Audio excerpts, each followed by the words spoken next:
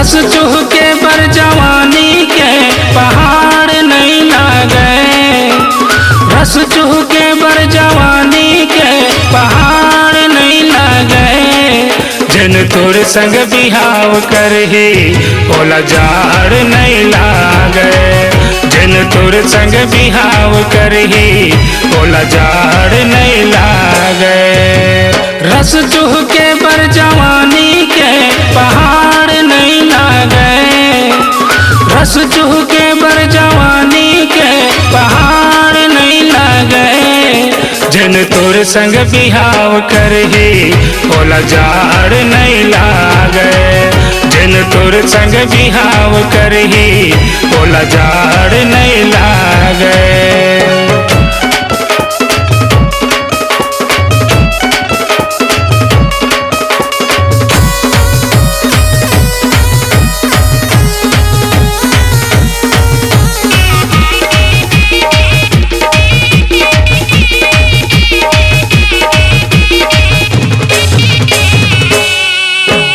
कंबल कस है तोर जवानी धन के अंग अंग रानी। गदरेली है तोर जवानी तब के मऊहा के पानी। गदरेली है तोर जवानी तब के मऊहा के पानी। रस टिप के बर जवानी के असार नहीं लागे।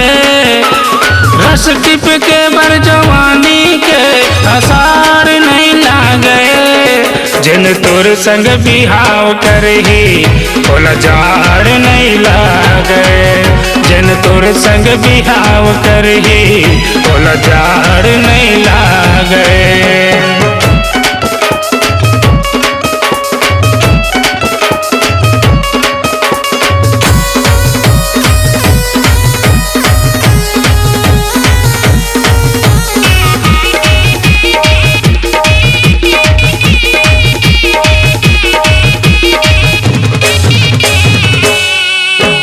सागर कस मोती टुरी हावत तय करारा। ठंडा माँ तोर बिना वो नहीं हो वह गुजारा। ठंडा माँ तोर बिना वो नहीं हो वह गुजारा। चूने बर तोला गलारा हजार नहीं लागे। चूमे बर तोला गलारा हजार नहीं लागे। जिन तोर संग बिहाव करही ओला जाड़ नहीं लागे। जिन तोर संग बिहाव करही ओला जाड़ नहीं लागे।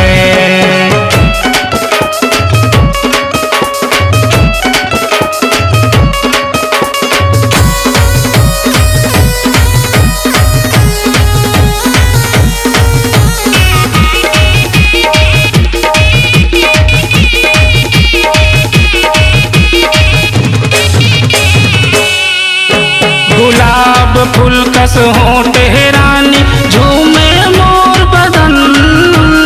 आजा मोर बैहा महारानी आगे लगे अगन। आजा मोर बैहा महारानी आगे लगे अगन। चंपा चमेल के फूल माँ केवाड़ नहीं लागे। चंपा चमेल के फूल माँ केवाड़ नहीं लागे। जिन तोर संग बिहाव करही ओला जाड़ नहीं लागे। जिन तोर संग बिहाव करही ओला जाड़ नहीं लागे। रस चूह के बर जवानी के पहाड़ नहीं लागे।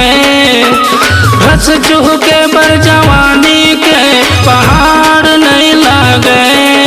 जिन तोर संग बिहाव करही ओला जाड़ नहीं लागे।